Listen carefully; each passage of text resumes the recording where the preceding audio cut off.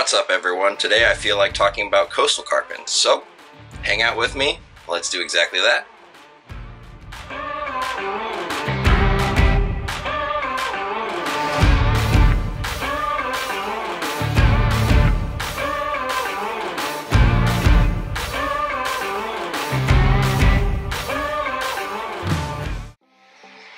So, coastal carpet pythons, they're kind of what the rest of the hobby not involved in Morelia would call kind of like the common or normal types of carpet pythons.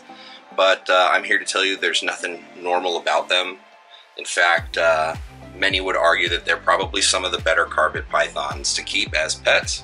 As you can see, this big girl right here is quite placid, happy to crawl around me, check things out. They're very active, they love to climb. They like your body heat, so in the cooler months, they're definitely happy climbing on you. And this girl is a proven breeder, and you can tell that she's a manageable size. I would say she's probably maybe 6 feet or so, give or take a few inches, and it's probably as big as she'll get. Now, a lot of people think coastal carpets get huge, and in Australia, the true southern coastals definitely can reach over 3 meters. So this video today is specifically going to focus on sort of the US based coastals, what we sort of have our population consists of. And it's mostly northern and a little bit of southern coastal mixed in there, although we do have a few localities like Brisbane's here in the States still, but that's not what we're going to talk about today. Today I was kind of more interested in just showing you how cool they are and talking about their variability and maybe dispelling those size rumors. I will say you can certainly feed some of these into massive lengths and huge sizes, you know, 8 feet plus, no problem. You're just not going to have a very long-lived animal if you do that. This girl she's going to be 7 this year, so she's nowhere near old, not quite middle-aged, but you know, she should live a long, healthy, happy life given winters off, years off breeding, and a good, healthy regimen of food. Now, obviously she's not biting me, so she's a sweetheart. Not all carpets are like that, but the majority of them are. And if they aren't, you can still work and socialize them, especially if you get them as babies. They definitely learn you. Now, I'm a huge fan of all these striped varietals. There's a mutation out there called the tiger mutation discovered by Jason Balin, and you'll commonly hear tigers referred to as Balin tigers. Those are ones where the animals specifically hail from, you know, a Balin tiger founding stock. He's been producing that stuff since the early 2000s, but there are a lot of wonderful coastal breeders out there that produce a lot of good variety. Owen McIntyre of Rogue Reptiles is known for having some of the top quality caramels out there. Obviously I mentioned Jason Balin and his tigers. Kyle Harper has tigers and hypos. My good buddy Travis, I'm wearing the shirt, Living Legless. He's the one who kind of turned me on to coastals many years ago. He's been really into the caramel game and just line breeding certain coastals and things like that. Obviously Nick Mutton has wonderful coastals of all variety. Eric Kohler, Eric Hernandez makes beautiful red coastals. I mean, there's a ton of variety out there. You've got the Jaguar mutation, you've got caramel and super caramel, hypo and super hypo tigers, you've got Xanax, which I produce a bunch of. I mean, the list goes on. So, and there's obviously lots of great lines out there and good stuff. So, they're wonderful snakes. Obviously, this girl has a lot of black to her, and she is a het Xanax. And right after shed, she's a lot lighter, but again, there's a lot of variation in these animals. So, they kind of cover a broad color palette from like buckskins and tans to grays and silvers and everything in between. So they're very, very wonderful snakes. Let's show you some more.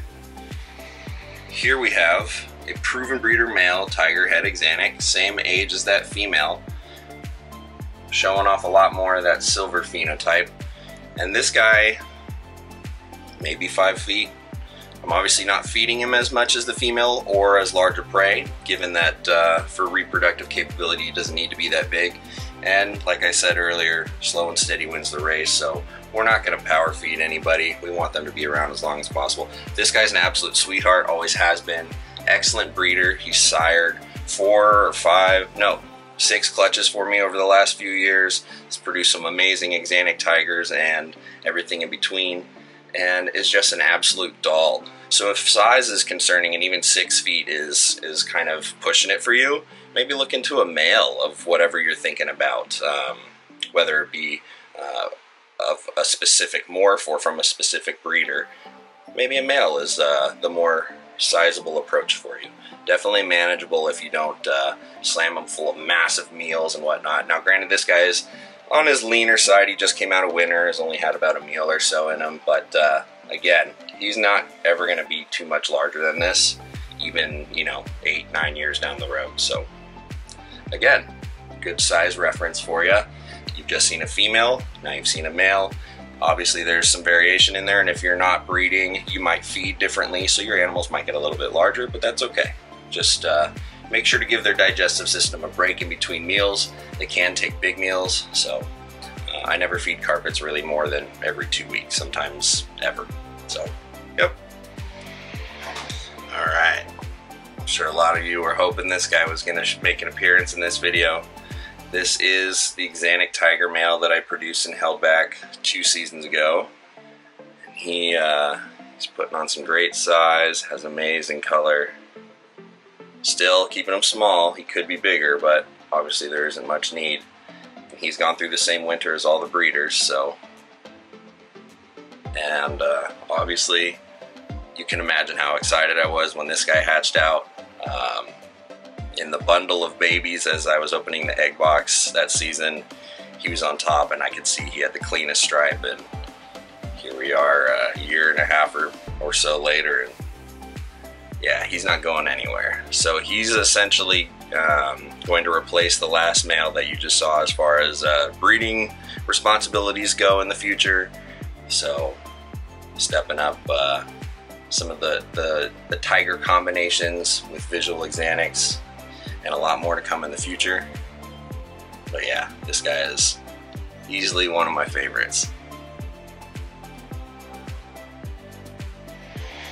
Alright, and last but certainly not least, this guy just shed overnight.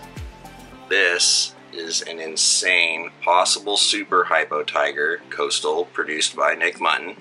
Again, he's another one of the people I listed off earlier. You can look up for amazing coastals.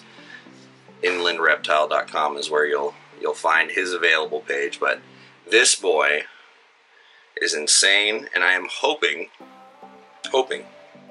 that we will have some answers this season. I do have a female tiger head Axanthic that is gravid from pairing with this guy this season. So I'm hoping that we will answer whether or not he's a super hypo or not. And I'm also really curious to see how many amazing stripes, beautiful tigers we get from that clutch. And do I even need to tell you that he's mellow and he's a sweetheart, or is this enough of a demonstration? So, coastal carpets, a lot of color variety. If you're like me and you like stripes, they got a lot of stripes, but there's beautiful natural like diamond patterns, all sorts of great stuff. So if you want a good healthy variety of Morelia, want something that's manageable, a lot of color, good personality, fun to interact with, and you're not sure what to start with or which direction to go, I highly advise you look at some coastal carpets. Now again, this is specifically for the United States populations. I can't speak for what's going on over in Oz or Europe, but yep. So I want to give a big shout out to all the breeders that I mentioned earlier that produce wonderful coastals. Definitely give a big shout out to everybody who made it this far in the video. Much love to all my sponsors, Heli Guy Serpents. You know what's up with those guys. If you want 3D printed perching and water bowl holders and awesome hides and stuff for your snakes, go check him out. Don't forget to ship with the best. If you're doing any shipping this season, check out Reptiles Express. They've got discount codes for you. Riley50 will get you 50% off your shipping labels to save you some money, up to 10 labels per customer. That's a pretty good savings right there. Heli Guy Serpents always has discounts on his 3D printed stuff too, so don't miss out on those. Ooh, we're tangled. That's my finger. While you're at it, and you're on the support train, can I make a request that you go join to become a member of USARK and USARK Florida if you are not already. They are the only body of folks working against unethical reptile legislation and animal legislation that affects us. So they support us, least we can do is support them. Go check them out. I'll have all those guys' information below. Last but not least, if you want to join the community and support me further, become part of the Patreon family, you can look me up on patreon.com under Riley Jimison. Don't forget, like, comment, subscribe. Love all my patrons. Check you guys out next week. Get you some coastal carpets. See you next time. Later.